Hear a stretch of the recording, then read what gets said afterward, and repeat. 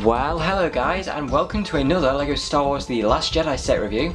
This time, as you can see, it's on the First Order Heavy Assault Walker. This is also, of course, the AT-M6. It is set 75189, includes Rey, a Resistance Trooper, Captain Poe Dameron, a First Order Walker Driver, and a First Order Stormtrooper. And then on the top there, you can see we've got the new Poe, Rey, and Finn. And then on the back there, we can see all of the features of the set, and of course, a little action display with the Resistance Troopers and Rey, of course, trying to attack the walker. But now let's go ahead and get straight in with the minifigures. And so starting off with kind of the main attraction to this set, which is probably what a lot of people are going to be getting this set for since she is exclusive. This is of course Rey in her new Jedi robes. So as you can see, she does have this blue lightsaber here. And it is just the generic lightsaber they've given us since when Star Wars first started, obviously with the same hilt and everything. And then there you can see she has got her new kind of Jedi robes, which are a brand new design, and obviously they are now in grey. And then there you can see the face is actually the same one they used in The Force Awakens. They have given her this really nice brand new hairpiece there, which is a really intricate mould, which looks really nice, especially from behind there. And then there you can see her back detailing and the second face, which again is the same as the Force Awakens one. And then you can see that with the face hairpiece on. And then next up here we have got Captain Poe Dameron. And as you can see there, really nice new torso detailing with this black jacket on there over the shirt. There is no leg detailing. He does resemble Han Solo a lot more in this movie, as you can see there. And then they do use the same face and hairpiece that he had last time. And so there you can see that. You just get a basic small blaster there. And then you can see his back detailing, and he does get a second face where he does look slightly more concerned there. And then there you can see that with the hairpiece on. And then last up for the Resistance here, we have got this basic Resistance Trooper. It's pretty nice to get him. Would have been cool if they gave us another one to kind of even things out, since the First Order have got two troopers and then a massive kind of walking tank thing. But as you can see there, his torso and leg detailing, and obviously you can move this chin guard up there, and then you can reveal the face there. And then as you can see, the actual visor is dual molded in there in trans yellow, and then you can see the kind of detail to the side of that, and you just get a gunmetal grey blaster. And then there you can see the back detailing, and then there is no second face, and then obviously moving the chin guard down, you can see the detail that is molded into this helmet there. But that is it for the Resistance side of things. So moving over to the First Order, here we have got the First Order Assault Walker Driver. And then there you can see they do reuse the Flame Trooper helmet in this brand new print and design here, which does look really nice. And you can see the print continues all the way around to the side there. And he has got the grey strap, which I'm assuming is going to kind of represent that he is a driver. And there you can see he's got the basic angry clone face underneath. There's his torso and leg detailing. Comes with a short blaster there, and then there you can see the back detailing, which is pretty generic but pretty nice minifigure to get overall. And then last up we have got this basic First Order Stormtrooper. Nothing new here, but it is pretty nice to get them since it helps you to build an army. So there you can see the front there, and obviously the angry clone face. And then there you can see the back detailing, and then what that looks like with the helmet on, and obviously all the detail around the sides. And then here you can see the full AT-M6 here itself in all of its scale. And as you can see, this thing is really tall. As you can see, it barely fits on screen there. And obviously you can see we have got leg articulation, so you can move all these about. These bits do break off pretty easily, so that is a small problem if you are trying to move these about, but that isn't too big of a problem. And obviously it is an easy fix. You just literally snap it back on place there and you are all good to go. But because of how big this is, we are going to be doing a lot of close-ups here, so let's start off down at the legs. And so starting off with these front legs here, as you can see, the feet on these are a really interesting design. So obviously this thing is kind of based on the design of a gorilla. You can see they have kind of got that kind of design in place with these feet, which look a lot like fists. And obviously you can move those up, and then we've got these little things that are kind of representing pistons, which will be moving these on the inside of the legs there, so those feet can move there. And again, really nice design. As you can see, they are pretty long compared to the width of them, which makes them look a lot like fists. It's going to be interesting to see how these are used in the movie. And then moving around to the front there, you can see that. And then on this kind of lower shin part here on the front, you can see really intricate design with all the greebling there. And then up here we've got more kind of greebling to just kind of fill in some detail, because obviously you can see the inside of the legs are pretty bare, but all around the rest of it is nicely covered up, and that is a little pro to this thing. And then there you can see more kind of pieces used as greebling all the way around this. And then moving up, you can see we've got these pieces which are on the knee joints, which kind of help it to just kind of look better as you're moving it around. And so a lot of leg articulation, which is really nice to get, and so you can move the leg forward and backwards. These front legs don't go any further back than when they are straight forward. So as you can see there, that is as far back as it will go.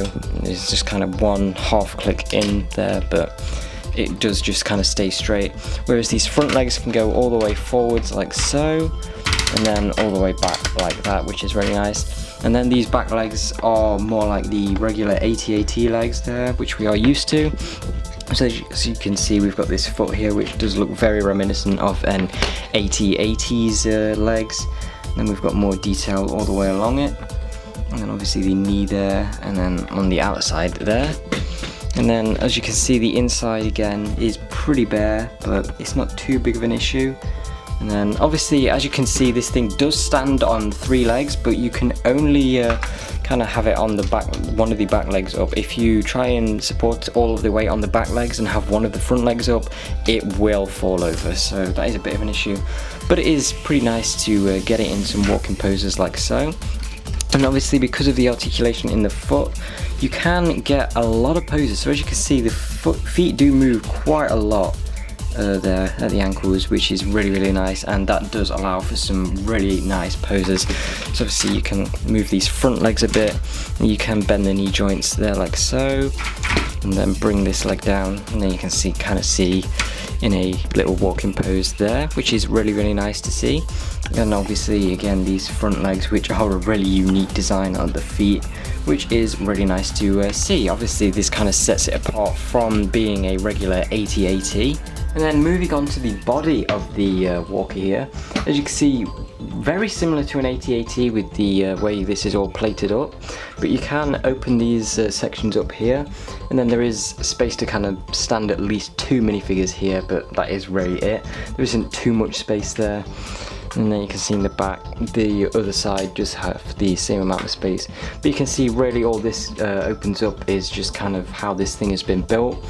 And you can see it's kind of hollow here, and these plates just help to close all of that up. And then this bit here can come down, and that is where you've got extra ammunition for the 6 stud shooter, but you could also take these out and then place a kind of Stormtrooper on there like so, and have him up there trying to shoot at the resistance. And then there is a little bit of asymmetry to this, so as you can see there is this one piece here, and you can also move these panels up at the front, but then that is completely missing on the other side. And then again, you can kind of see a difference in this side of the walker, and then obviously you can move this panel down, and inside this box are 2 more studs, and again another space to sit minifigures. And then over in this side there is space for kind of 2 more minifigures at most, so you can just kind of stand a Stormtrooper there for troop transport, but that is really all you can do with this. Then on the back here we've got a lot of detail here with these kind of, I'm assuming these are going to be like bombs or kind of energy containers or something which is powering the thing, and that when these get shot this will kind of blow up the entire vehicle. But as you can see they do run all the way down the back there, and then even onto this bottom bit here, which is just kind of filled up with some detail to close up the back of the model. And then there you can see we've got this bit here, which you can push this about and kind of lift it up, and that activates something on the front, and that is of course this Mega Caliber 6 cannon, which is of course where the vehicle gets its name. So just by moving this bit at the back you can position this cannon up and down, and also move it in and out. So that is a really intricate, pretty simple but intricate design to get that to work. And then when you twist it, it does just fire off the stud shooter, and then of course you can go lose your studs, but then you can just push that back in manually if you want to, and kind of have it positioned down in like a shutdown position. And then on the top there is just a little bit of detail there, and you can kind of see how this all works, where you just pull that and push it down and bring it up and down to activate that. And then the last part of this is of course the main head here, and so as you can see the neck does have 2 points of articulation, so you can move it at the body there like so, but then also where the head attaches you can move that, so you can get this to kind of look around in a lot of directions there. Doesn't move up or down, that is just kind of stress on the joints there, but nice articulation from side to side, and that does also allow you to position these cannons, which are kind of just there for show. But then we have got 2 spring-loaded shooters on the bottom, which kind of represent firepower from these 2 little blasters here, and so you simply just hit this bit at the bottom and those fire off. And then there is a bit of detail there to kind of cover those up there, which just makes for a really nice bit at the bottom of the vehicle. And then there you can see we've got the part compartment where the driver will sit, and you just simply lift this bit up here, and you can also move this down, and then in there is space just for 1 minifigure, and you simply just sit the pilot in there like so, and then you close all of this up and he can go and pilot the whole mech. But aside from that, there isn't really too much more to this set. So now we can get onto the ratings for the set. And so just quickly before we get onto the ratings for the set, taking a look at the instructions here, as you can see the front, same as the front of the box. Then we do just get straight in with the build there. Then on the back we have got the win with this robot here. Then we get straight in with the piece count. And then we've got some advertisements. So there you can see the Star Destroyer versus the Resistance Bomber. A poster for the build Master Your Force. And then there you can see we've got a minifigure checklist, and then we've got all of these sets available. I have reviewed the Star Destroyer and Kylo Ren's TIE Fighter, so go check those out. And then again, we just get the build there. But now on to the ratings for this set. And overall, I am going to give this set a 9.5. This is honestly a really good set, and it is a lot better than I was expecting it to be. Obviously there are a few issues like the lack of space in the back compartment, and this could, to kind of justify the price, maybe have included 1 more minifigure. But as far as a price to part ratio goes, this is actually a really great deal, because this is almost 1,400 pieces, so a lot of pieces in this set, and quite a few of them are kind of large plates and other Technic pieces, so the price is definitely justified there. And obviously it is a really nice new minifigure for Rey, and then 3 minifigures which are exclusive, of course, so that is obviously going to make this set more appealing. But aside from that, there isn't really anything much to complain about this. Really nice build. Obviously the articulation in the legs is really good, and a lot better than I was expecting it to be. So obviously you can see I've kind of got it in this position here where it is kind of falling over, and that is really nice. So aside from that, those issues with the space, nothing really to complain about this set, and definitely recommend you pick this up if you can. And that is basically it for this review, so please like, comment, subscribe, and I shall see you again very soon. Bye!